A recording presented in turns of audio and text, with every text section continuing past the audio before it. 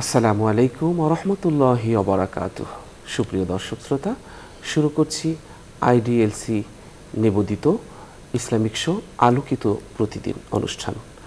এই মুহূর্তে যারা দেশে আছেন, যারা আছেন প্রবাসী, যে যেখান থেকে এই অনুষ্ঠান দেখছেন, সকলকে অনেক অনেক প্রীতি ও শুভেচ্ছা। আশা করছি ভালো আছেন, সুস্থ আছেন, নিরাপদে আছেন। আমরাও দোয়া করছি মহান প্রতিপালক সবখানে সবসময় আপনাদেরকে ভালো রাখুন, সুস্থ রাখুন, নিরাপদে রাখুন। দর্শক, আজ অতিথি হিসেবে আমরা আমন্ত্রণ জানিয়েছি একজন বিশিষ্ট ইসলামী চিন্তাবিদকে। আজ আমাদের সাথে আছেন রূপায়ণ টাউন সেন্ট্রাল জামে মসজিদের সম্মানিত খতিব, বিশিষ্ট ইসলামী চিন্তাবিদ শাইখ মোহাম্মদ জামাল উদ্দিন। আসসালামু আলাইকুম ওয়া রাহমাতুল্লাহ। ওয়ালাইকুম আসসালাম ওয়া রাহমাতুল্লাহি ওয়া বারাকাতুহু। মোহতারাম, কেমন আছেন আপনি? আলহামদুলিল্লাহ, আল্লাহ ভালো রেখেছেন। আপনি কেমন আছেন? আলহামদুলিল্লাহ, ভালো আছি। দর্শক, পুরো অনুষ্ঠান জুড়ে আপনাদের সাথে আছি আমি মাওলানা সেলিম হোসাইন আজাদি। আমরা যে বিষয়টি নিয়ে আজ আলোচনা করব সেটি হচ্ছে আল্লাহর ক্ষমা পেতে করণীয়। আসলে আল্লাহর ক্ষমা খুব সহজে পাওয়া যায়। পৃথিবীতে সবচেয়ে কঠিন কাজ হলো মানুষকে খুশি করা, আর সবচেয়ে সহজ কাজ হলো আল্লাহকে খুশি করা।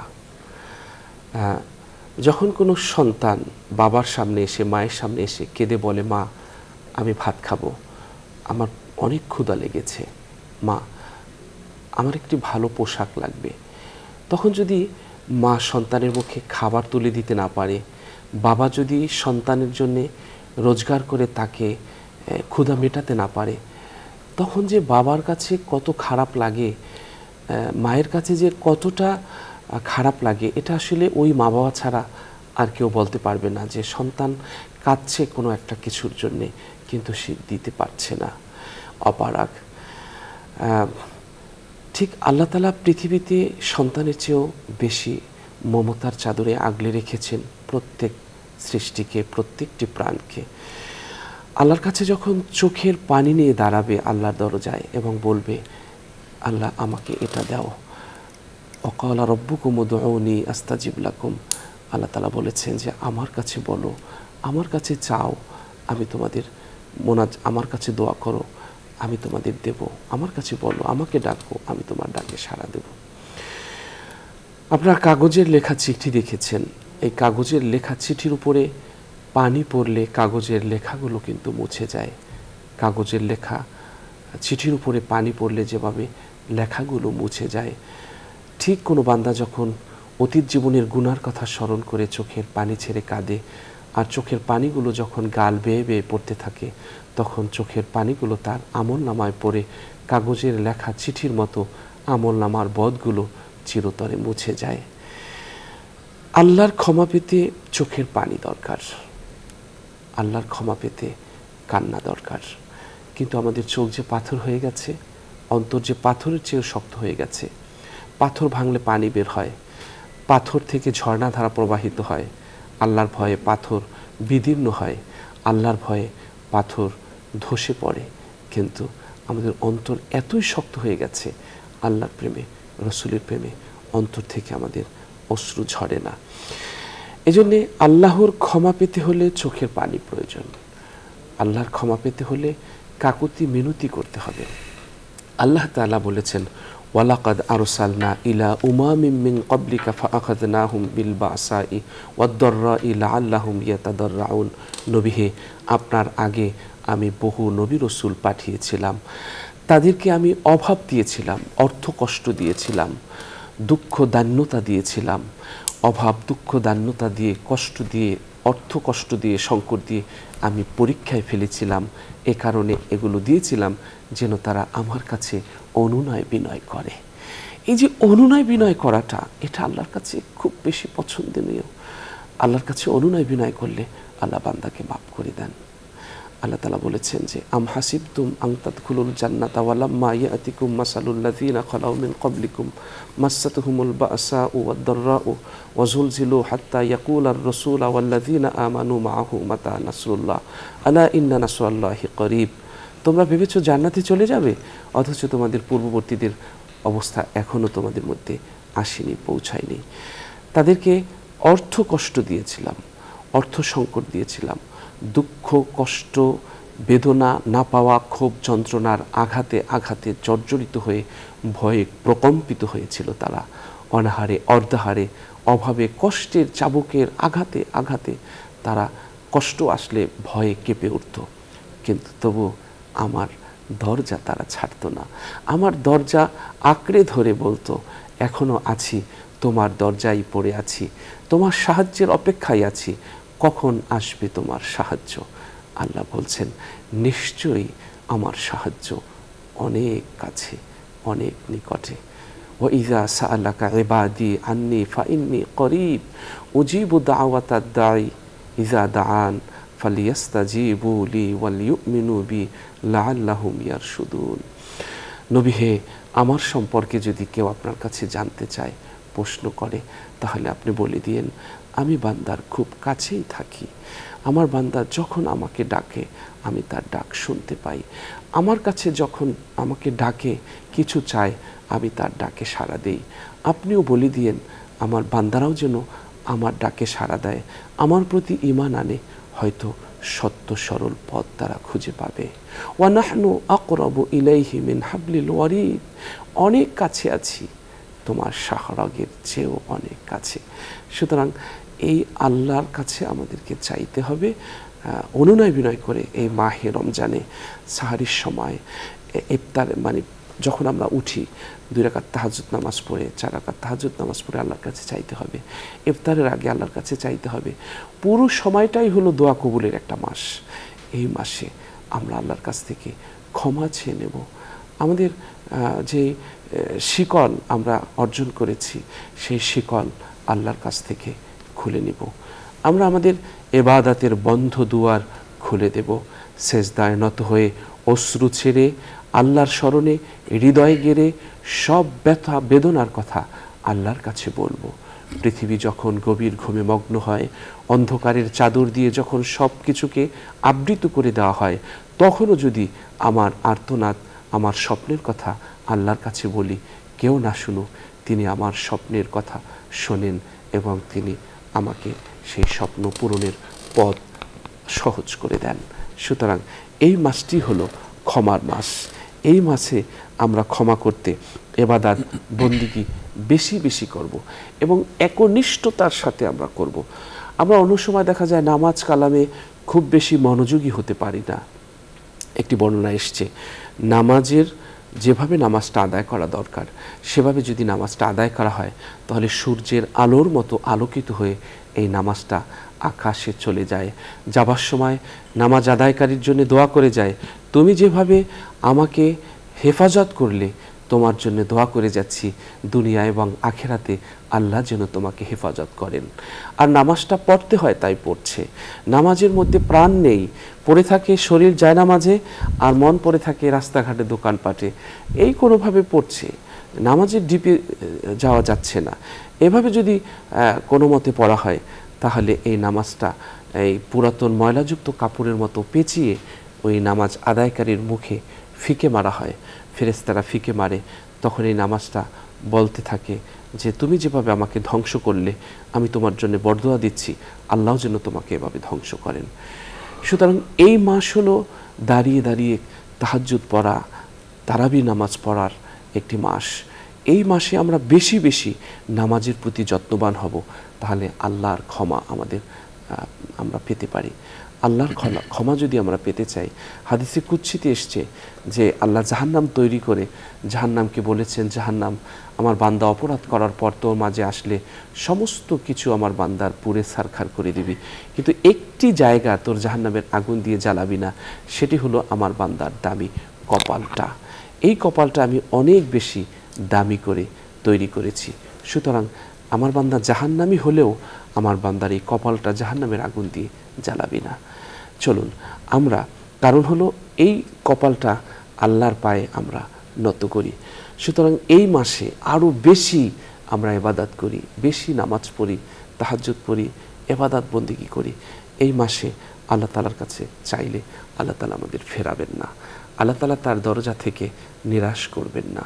তার দরজা তো খোলা রাখেন সব সময়, কোনো প্রহরী থাকে না, কখনো কখনো বন্ধ হয় না।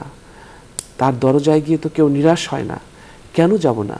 আসুন আল্লাহর ক্ষমা পেতে এই রমজানে বারবার তার দরজায় ধর্ণা দেই, বারবার তার দরজায় আসি। আল্লাহ আমাদেরকে ক্ষমা করবেন ইনশাআল্লাহ। চলুন আল্লাহর ক্ষমা পেতে করণীয় বিষয়টি নিয়ে আজ আমরা আলোচনা শুনছি আমাদের অতিথির কাছ থেকে। জি মহতারাম।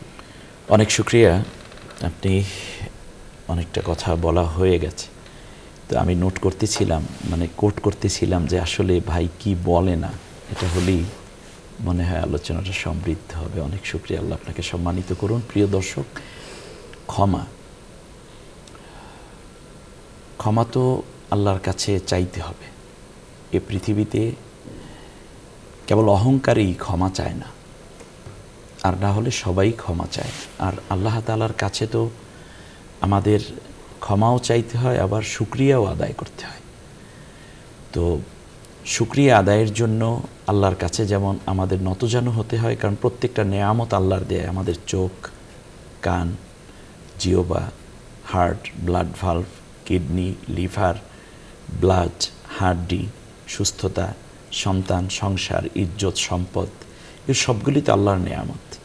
আল্লাহর দেয়া এক একটি বড় রকমের করুণার প্রমাণ।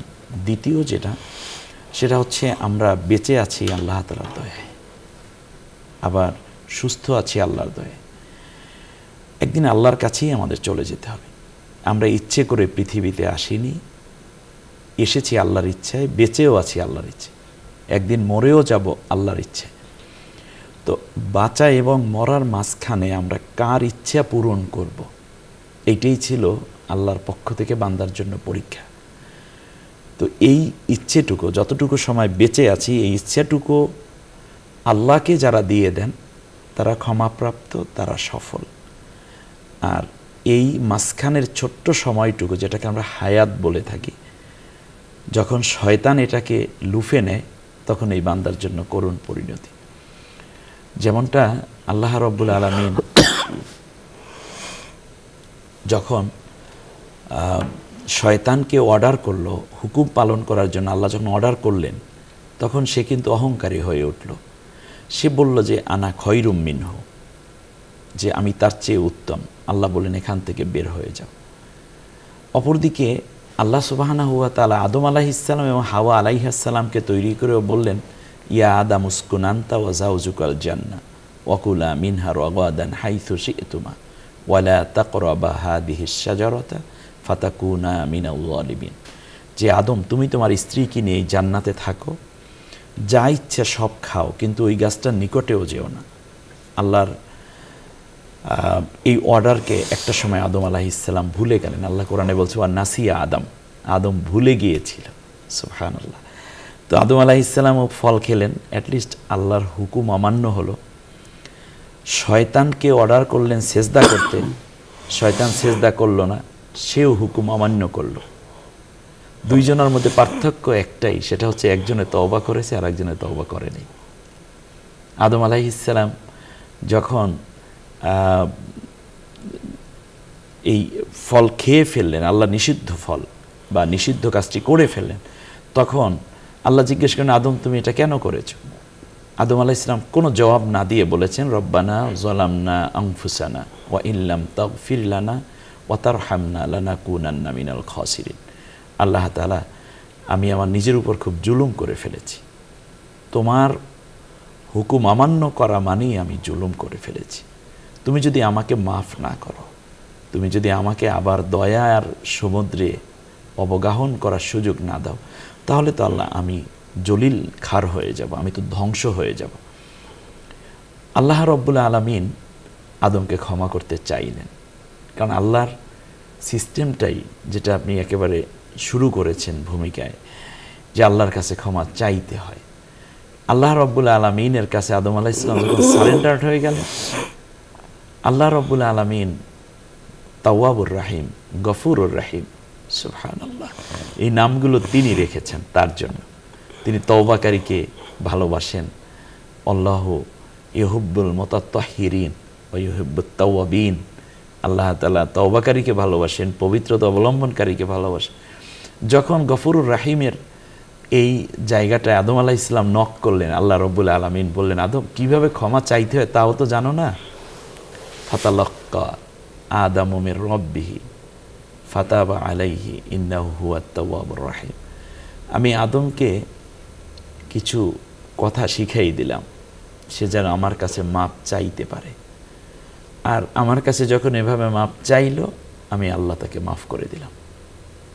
অ্যাটলিস্ট আদম আলাইহিস সালামের মারফতে আল্লাহ আমাদেরকে বুঝিয়ে দিয়েছেন যে আদম সন্তানেরা, দুনিয়ায় গেলে শয়তান তোমাদেরকে চ্যালেঞ্জ করেছে, সুম্মালা আতিয়ান্নাহুম মিন বাইনি আইদিহিম ওয়া বিআইমানিহিম, এরপরে এভাবে এই যে অমিন খলফিহিম, যে আমি তাদের ডান দিক থেকে আসবো, বাম দিক থেকে আসবো, সামনে থেকে, পেছন থেকে আমি তাকে এসে অসওয়াসা দেব, লা আমলা আন্না জাহান্নাম। আল্লাহ বললেন তারপর কি করবো? বলবো যে আল্লাহ তাআলা এদের সবগুলো আমি বসে লা আকুদান্না আলা সিরাতাকাল মুস্তাকিম, তোমার সিরাতাল মুস্তাকিমের উপর বসে থাকবে, একটারেও জান্নাতে আসতে দেব না।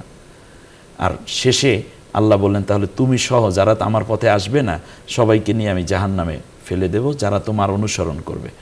শয়তানের চ্যালেঞ্জকে নিয়ে আপনি দেখেন, শয়তান একটা কথা বললো যে আমি ডান দিক থেকে আসবো, বাম দিক থেকে আসবো, সামনে থেকে আসবো, পেছন থেকে আসবো, কিন্তু উপর দিক থেকে আসবো তা কিন্তু শয়তান বলে নাই। আল্লাহ রাব্বুল আলামিন বললেন তুই চার দিক থেকে আসতে থাকবি, আর আমি উপর দিক থেকে। আমার বান্দা যখন চোখের পানি ছেড়ে আমার কাছে মাপ চাইবে, আল্লাহ আমি তো বড় অপরাধ করে ফেলেছি, তখন উপর থেকে আমার রহমত আসতে থাকবে, আর আমার বান্দাকে আমি টান দিয়ে উপরে নিয়ে যাব, কারণ জান্নাত তো উপরে, রহমত তো উপরে, ইল্লিন তো উপরে, আল্লাহর আরশও তো উপরে, যত নেয়ামত খুব বেশিরভাগই উপরের দিকে আল্লাহ রেখেছেন, আর সিজ্জিন তো জাহান্নামের দিকে, একটু আগে আপনি যেটা বলছিলেন। তো এইভাবেই আল্লাহ রাব্বুল আলামিন বললেন, শোনো এত কিছু আমি বুঝি না, বান্দা অপরাধ করবে, কারণ অপরাধ প্রবণতা দিয়েই তার ভিতরকে আমি সাজিয়েছি, আবার ক্ষমা চাওয়ার যোগ্যতা দিয়ে আমি আল্লাহ তাকে সেট আপ দিয়েছি। আমি ক্ষমার পক্ষে, আমি আযাবের পক্ষে না।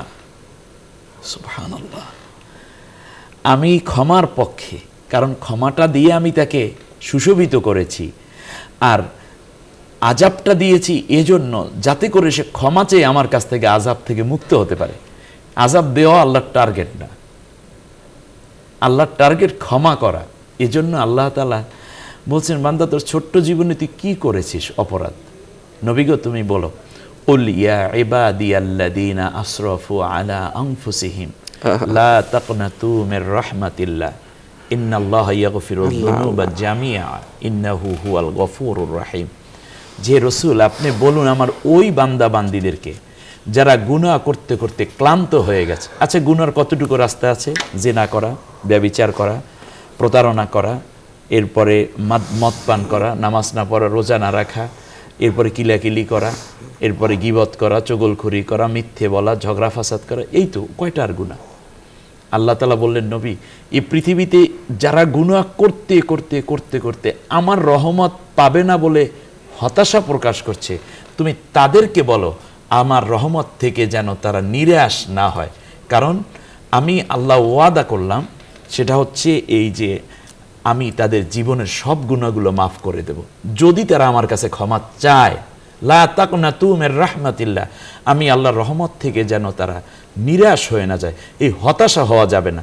আপনার জীবনে একটা সময় গুনাহ ছিল, আপনি যুবক মানুষ, যুবতী মেয়ে, স্টুডেন্ট লাইফে, এরকম পৃথিবীতে নবী আলাইহিমুসসালাম ব্যতীত এমন নিষ্পাপ ছিলেন, এদের সংখ্যা একেবারেই কম। তো এই মহা গুনাহ থেকে আমি মহামানবে পরিণত করার জন্য তোমার এই তওবা নামক একটা মেডিসিন দিলাম, ইস্তেগফার নামক একটা ঔষধ দান করে দিলাম, এই দুইটা ব্যবহার করো তোমার জীবনের জন্য, তাহলে আমি আল্লাহ রাব্বুল আলামিন তোমার জীবনের সব গুনাহগুলো মাফ, সব গুনাহ। আল্লাহ তাআলা একটা গুনাহ মাফের কথা বলছেন, ইয়াগফিরু যুনুবা জামিআ, সব গুনাহ আমি মাফ করে দেব। আর এই গুনার জন্যই তো মাহে রমজান, মাফের জন্যই তো মাহে রমজান গুনাহ মাফের সবচেয়ে বড় সওগাত নিয়ে এসেছে। মাগফিরাত, রহমত, নাজাতের মাস মাহে রমাদান। মনে হচ্ছে যেন প্রথম দশকে আল্লাহ রাব্বুল আলামিন কাপড়টাকে মানে গুনার কাপড়টাকে বা গুনার আমলটাকে, যেমন এই যে বলেছেন পানি পড়লে কালি যেমন মুছে যায়, আমার মনে হয় এত বেশি আল্লাহ তাআলা রহমত দিচ্ছেন। রহমত মানে ভেজা শিশির কুয়াশার মতো সাকিনা, মনে হয় যেন গুনার খাতাগুলো মোছা শুরু হয়ে গেছে। একটু পরেই মাগফিরাতের সাবান দিয়ে ঘষা দেওয়া হবে, এরপরে স্বচ্ছ এবং পবিত্র পানি দিয়ে ইতকুম মিনান নার করা হবে শেষ দশকে। বান্দার জন্য এমন সেটআপ দেয়া আছে। আল্লাহ রাব্বুল আলামিন কোরআনুল কারীমের মধ্যে চমৎকার করে বলেছেন যে শোনো আমার বান্দারা, যে তুবু ইলাল্লাহি তাওবাতান নাসুহা, চূড়ান্ত তওবা করো, চূড়ান্ত তওবা করো। এরপরে আল্লাহ তাআলা কোরআনের মধ্যে বলেছেন যখন কোনো ব্যক্তি তওবা করবে, ওয়ায়ুবাদদিলুল্লাহু সাইয়্যাতিহিম হাসানাত, কি ওয়াদাটা, এটা আল্লাহর কমিটমেন্ট যে যখন তুমি আমার কাছে তওবা করবে, গুনাহ করেছো আর গুনাহ করবে না, আমার কাছে এই ব্যাপারে তুমি ওয়াদাবদ্ধ হও। তওবা মানে ফিরে আসা, তুমি এই পর্যন্ত গিয়েছো আর যাবে না, এখান থেকে ইউটার্ন করো আমার দিকে। নামাজ পড়ো নাই, এখন তওবা করো যে আর কোনোদিন নামাজ ছাড়বে না। মিথ্যা বলেছো, এখন ইউটার্ন করো, আর কোনোদিন মিথ্যে বলবে না, সত্য ছাড়া তুমি বলবে না। ওয়াদা ভঙ্গ করার অভ্যাস আছে, বদ অভ্যাস, তুমি এখন ওয়াদা করো যে আমি আল্লাহ এখন থেকে ওয়াদা পালন করব মানুষের সাথে এবং তোমার সাথে দেয়া ওয়াদা, আমি আল্লাহ আগের সব গুনাহ মাফ করে দেব। শুধু মাফ করব না, ওয়ায়ুবাদদিলুল্লাহু সাইয়্যাতিহিম হাসানাত, হাসানাত হাসানানা, হাসানাত বহু বচন ব্যবহার করা হয়েছে, যে তুমি যদি আমার কাছে তওবা করো তাহলে তোমার গুনার জায়গাটা আমি আল্লাহ নেক দিয়ে ভরে দেব। কত নেক দেব, হাসানাত কি পরিমাণ আসে, এই জন্য আল্লাহ কোরআনের অন্য আয়াতে বলেছেন মান জা আবিল হাসানাতি ফালাহু আশরু আমসালিহা, তুমি যদি আমার কাছে একটি হাসানাত নিয়ে আসো, আমি আল্লাহ তাআলা 10 গুণ নেকি বাড়িয়ে দেই। অর্থাৎ আমি যখন কাউকে নেকি দেই তখন 10-এর নিচে দেই না। সুবহানাল্লাহ। আমি যখন আমার পেমেন্টটা এরকমই, আমার দেয়া বেনিফিটটা এরকমই, আমার দেয়া যে উপহারটা এরকমই, আমি 10-এর নিচে দিতেই পারি না। রমজানে আল্লাহ তাআলা এটাকে 700 গুণ পর্যন্ত বাড়িয়ে দেন। পরে আল্লাহু ইউদাইফু লিমান ইয়াশাউ বিগাইরি হিসাব। এরপরে রাসূল সাল্লাল্লাহু আলাইহি ওয়াসাল্লাম বলেছেন আত-তাইবু মিন যামবিহি কামান লা যামবা লাহু, তুমি গুনাহ থেকে তওবা করলে আল্লাহ তাআলা এমনভাবে তোমার গুনাহ মাফ করে দিবেন যেন তোমার কোনো গুনাহই নেই, যেন তোমার কোনো গুনাহই নেই। অতএব এখান থেকে একটা জিনিস আমরা বুঝতে পারি, সেটা হচ্ছে আমরা জানি পৃথিবীতে বহু মানুষ অনেক অপরাধী ছিলেন, অনেক অপরাধী। যারা সবচেয়ে বড় অপরাধী তারা যখন একবার ফিরে এসছে, তারা সবচেয়ে ভালো মানুষে পরিণত হয়ে গেছে এবং আল্লাহ তাআলার প্রিয় বান্দায় পরিণত। এই তাওবার পরপরই আল্লাহ সুবহানাহু ওয়া তাআলা ইস্তেগফার করো, অনুশোচনা করো। ঠিক আছে, এখন থেকে নামাজ পড়ব না। যে একটু আগে আপনি ভূমিকায় বলেছেন যে নামাজ, এই যে নামাজ কারোটা নূর হয়ে সূর্যের আলোর চেয়ে দীপ্ত হয়ে উপরে চলে যায়, আর কারোটা ছেঁড়া তেনা নোংরা কাপড়ের মতো মুখের উপর ফিক মেরে দেয়া হয়, যে নিক্ষেপ করা হয়। এর মানে হচ্ছে আমি নামাজটা কেমন পড়ি, তাহলে ইস্তেগফার মানে হচ্ছে আমি যে বললাম হ্যাঁ ঠিক আছে এখন থেকে নামাজ পড়ব, আল্লাহ মাফ করে দিও। আল্লাহ কি মাফ করতে আপনাকে বাধ্য নাকি? না, বরং অতীব বিনয়ের সাথে বলতে হবে রব্বুল আলামিন নামাজ তো এতদিন পড়ি নেই, তুমি আমাকে মাফ করে দাও, আর আমি এখন থেকে নামাজ আর ছাড়ব না। একটা সন্তান অনেক অপরাধ করে, মার কাছে যদি সামনে দাঁড়িয়ে চোখের পানি ছেড়ে কান্না করে, মোহতারাম চোখের পানিটা নুনা। এই পৃথিবীতে আল্লাহ 2 প্রকার পানি তৈরি, নুনা পানি, মিষ্টি পানি। হাদা আজবুন ফুরাতুন ও হাদা মিলহুন উজাজ। নুনা পানি আর নুনা পানি, লোনা পানিতে যখন কোনো ময়লা আবর্জনা পড়ে বা কোনো ট্যানারির ময়লা পড়ে বা নষ্ট পানি যায়, ভাটার টানে যখন নুনা পানি সমুদ্রের পানিতে, তখন কিন্তু পানিটা রিফাইন হয়ে যায়। রিফাইন হয়ে আবার জোয়ারের টানে সুন্দর পানি স্বচ্ছ করে ওটা রিফাইন করা হয়।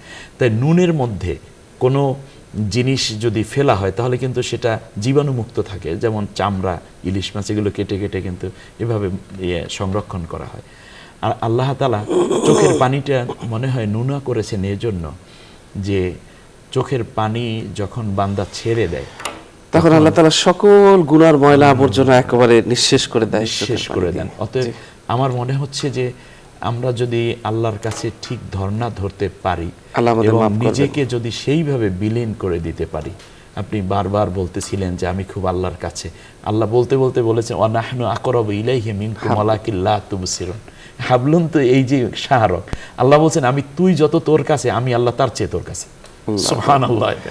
অতএব উদউনি আস্তাজিব লাকুম, যে কথা আমরা প্রথমে শুনেছি, আমরা আল্লাহকে বলবো জি আমার গুনার কথা আল্লাহ ছাড়া কেউ জানে না। জি ইনশাআল্লাহ মুহতারাম, অনেক অনেক ধন্যবাদ আপনাকে। সব গুনার জন্য মাপ চাই, আল্লাহর কাছে ক্ষমা চাই এবং আল্লাহর দিকেই ফিরে যেতে চাই ইনশাআল্লাহ। আল্লাহ আমাদের কবুল করুন। অনেক অনেক ধন্যবাদ মুহতারাম।